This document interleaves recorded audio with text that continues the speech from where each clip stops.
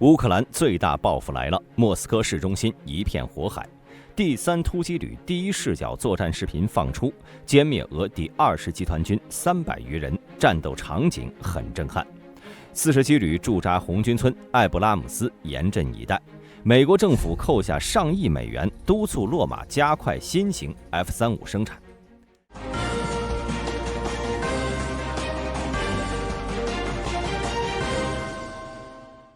在俄乌战争的第921天，乌克兰军队对俄罗斯境内目标发动了迄今为止最大规模的无人机袭击。据报道，这次袭击发生在8月31号到9月1号夜间，涉及地区包括库尔斯克、布良斯克、沃罗涅日、别尔格罗德、梁赞以及莫斯科等州，几乎涵盖了俄罗斯所有的重要州份。虽然俄罗斯国防部声称，俄罗斯防空系统在16个州成功击落了158架乌克兰无人机，但是还有2架无人机袭击了莫斯科市距离克里姆林宫只有3公里的莫斯科市政府大楼发生了严重火灾，浓烟笼罩了数个街区，大量直升机和消防车参与救火。在这次大规模的无人机袭击中，莫斯科境内多处重要设施遭到了攻击。莫斯科市长谢尔盖·索比亚宁声称，俄罗斯军队在莫斯科炼油厂附近击落了2架乌克兰无人机，但是无人机碎片损坏了该设施的一个技术室，并引发了火灾。从视频中来看火灾猛烈程度不太像是无人机碎片导致的，当然不排除乌克兰无人机采用了钨合金外壳，坠落冲击力堪比导弹。此外，特维尔州的科纳科沃 GRES 发电厂和天然气配送管道也发生了爆炸和火灾。该发电厂是俄罗斯中部最大的发电厂之一，也是俄罗斯第8大火力发电厂。虽然目前俄国境内还没有爆发大规模停电，但可以肯定的是，如果乌克兰再继续炸几次，俄罗斯人恐怕就要在黑暗中度过一个寒冷的冬天了。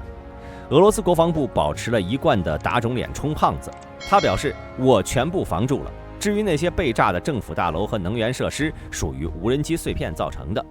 既然这样，大兵建议俄罗斯不用在国内部署防空系统了，就算是把无人机全打下来，碎片也能炸毁目标，还不如省几发防空导弹用来买游艇呢。言归正传乌克兰军队这次使用无人机进行的大规模袭击，不仅展示了其在无人机技术方面的实力，也体现了在战术上的灵活性。无人机造价相对便宜，但效果远超传统导弹，这使得乌克兰能够在资源有限的情况下对俄境内目标实施有效打击。虽然俄罗斯也曾用过类似的战术，但作为在战争中的优势方，这种相互换家的战术对俄罗斯来说是极其亏本的。毕竟你和工业能力远小于你的乌克兰都只能是打个平手，要是和北约碰一碰，那干脆投降吧。同时这次袭击的规模和范围也无疑让俄罗斯民众感受到了战争的代价。乌克兰通过这种方式向俄罗斯传递了一个明确信号：乌克兰不仅有能力进行反击，而且反击的力度和范围都在不断增强。这不仅是对俄罗斯的一种威慑，也是对国际社会的一种展示，表明乌克兰在面对俄罗斯侵略时有能力进行有效自卫。随着乌克兰无人机技术的不断进步，俄罗斯可能需要投入更多的资源来加强其防空系统，以应对未来可能的袭击。RBS 报道，乌克兰武装部队在哈尔科夫前线发动攻势，并且突破了俄罗斯边界的 T2108公路线，这也是乌军在该地区取得的最新进展。稍早时候，乌军正不断地将俄军打出哈尔科夫，并且击退了沃夫昌斯克附近的俄军。随后，俄军再度使用了高烈度的滑翔炸弹。乌克兰称，哈尔科夫地区的大量民宅被摧毁，这也让乌军开始全力反攻，并且在不久后突破了 T2108公路。在该位置作战的乌克兰第3突击旅发布了作战视频，视频记录了第1突击营和第1机械化营的行动，展现了他们在黎明时分的攻击行动。乌军士兵从 M113装甲运兵车中脱出，迅速进入战斗状态。他们面对的首要任务是突破敌人阵地的伪装，这些阵地通常隐藏在密集的灌木丛中。不仅如此，根据情报，他们与俄军的比例为1:2.5，属于严重的劣势。在这一过程中呢，士兵需要迅速识别并攻击敌人的防空洞，同时清理坑洞以确保安全。随着战斗的进行，士兵们采取灵活的战术，比如火力小组滚动前进。对于藏在地洞里的俄军，第3突击旅的士兵不断切换战术，利用机枪压制对方的同时，让另一名士兵向俄军投掷手雷。然而，俄军利用迫击炮来轰炸藏在树林中的乌军。一名呼号为 Saza 的乌军士兵面部受伤，可能是被弹片擦中。他躺在地上，告诉队友自己的鼻子受伤了，眼睛也看不见了。视频拍摄者和其他队友在受伤乌军外围迅速形成警戒圈。从画面外的对话可知，一名队友正在用止血带为 Saza 包扎。画面再一转，乌军已经进入到俄罗斯战壕内，开始逐个清理俄军藏身的防空洞。但这里呢，只有俄军逃跑扔下的装备以及被俄军抛弃的货物200。很快，他在战壕里同另一边进攻的队友会师。队友告诉视频拍摄者，指挥官要求他们继续向俄军占领的一个坡地进攻，并撤回货物300，也就是伤员。随后，乌军遭遇了一个藏在林中的俄罗斯暗堡。可以看出，这个暗堡修得非常隐蔽。在队友火力压制后，拍摄者迅速从掩体中冲出，对着暗堡的射击孔开火，随后又将一颗手雷从射击孔中扔了进去。当手雷爆炸后，趁烟雾尚未散去，继续向坑道内补枪。在解决坑道后，乌军小队开始进攻俄军占领的坡地。俄军在坡地顶部有一个哨塔，同时还动用了有毒气体。乌军没有防毒面具，只能暂停攻势，待毒气散去。很快，乌军发现了一个处于斜坡的俄军哨塔，这个据点很难处理。乌军迅速隐蔽，并通过电台汇报向指挥部汇报俄军哨塔的位置，要求进行火炮支援。随着几轮炮击，在前方的乌军队友大喊俄军开始撤退了。视频拍摄者和他的队友开始迅速行动，想要冲入俄军的战壕。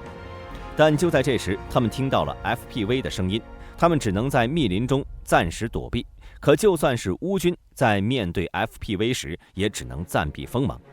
最终，第3突击旅成功地将俄罗斯第20集团军的防御区穿透了近2平方公里的俄军防线。在这次行动中，第3突击旅歼灭了约300名敌军士兵。不得不说啊，这段以第一视角的视频拍摄得非常刺激。在整段视频中，几乎是没有看到活着的俄军，双方都是根据声音向大概位置开火。作为进攻方的乌军，在位置的选择上更具灵活性，而地道内的俄军虽然有地堡和坑道作为掩体，但这也限制了他们的位置。一旦乌军发现暗堡射击孔，就会通过火力交叉掩护的方式迅速靠近暗堡死角，再利用手雷清剿其中的俄军。这其实是俄军地堡设计的问题。一个好的防线，其各个火力点都应该能够相互支援。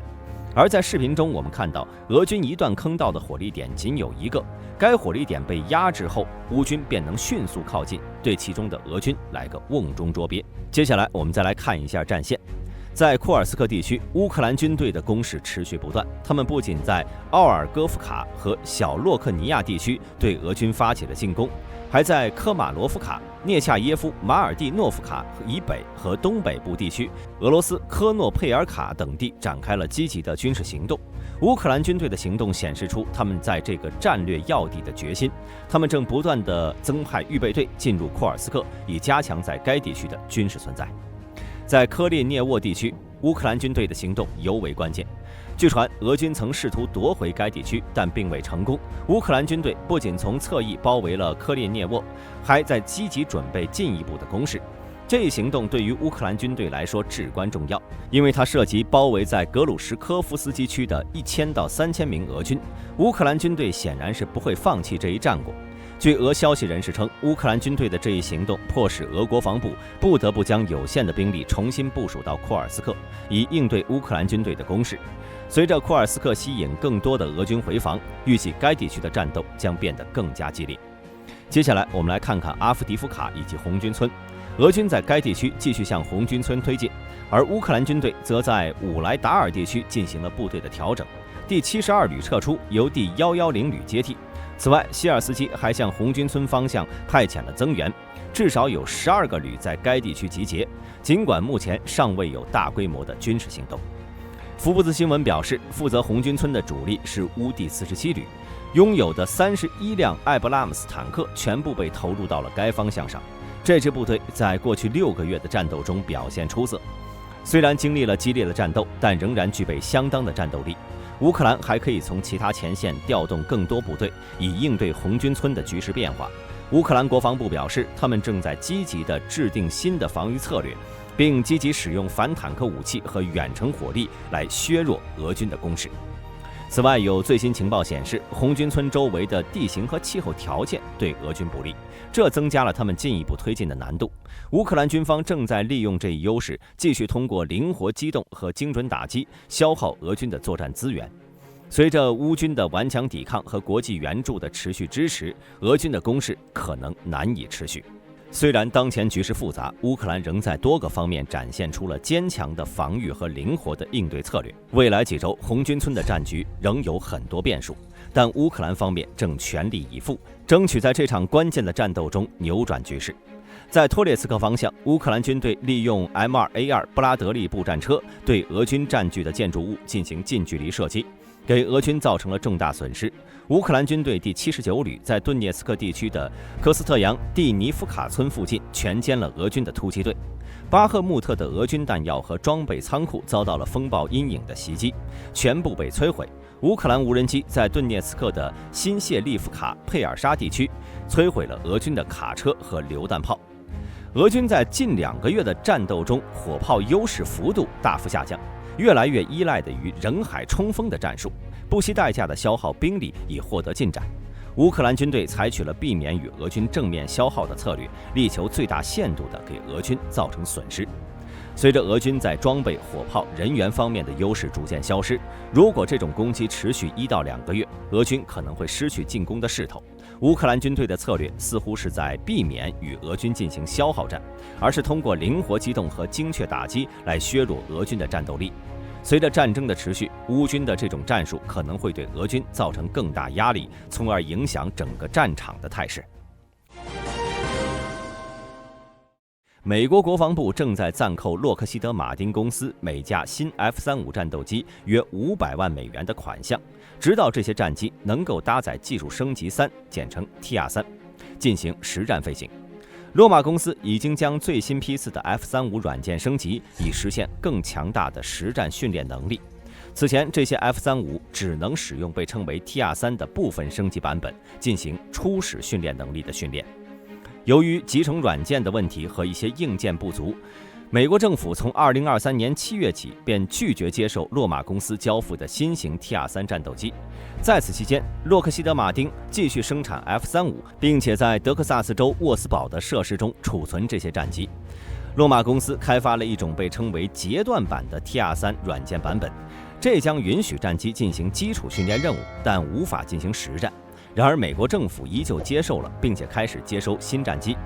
并且新的 F-35的交付在2024年7月恢复。TR3 升级包括了更好的显示计算机内存和处理能力，这对于被称为 Block 4的更广泛升级是必要的。除了允许 F-35携带更多武器外， Block 4升级还将使战机能够更好地进行识别目标并进行电子战。在上个月，美空军高级官员和洛马公司承诺将进一步改进 F-35，但新型战机可能要到2025年才能进行实战飞行。F-35联合项目办公室和洛克希德马丁公司在9月29号表示，直到 TR3 的实战能力得到验证并且交付，美国政府将暂扣每架战机约500万美元的款项。美国空军欧洲司令部指挥官詹姆斯·赫克尔将军在7月表示 ，TR3 的延迟导致了位于英格兰拉肯西斯皇家空军基地的 F-35数量严重不足，其现有的 F-35数量不到标准的1/10。美国空军采购主管安德鲁·亨特在告诉记者：“我们不会为我们尚未收到的东西付款。”本期视频到此结束，欢迎各位在评论区留言。我是大兵，我们下期再见。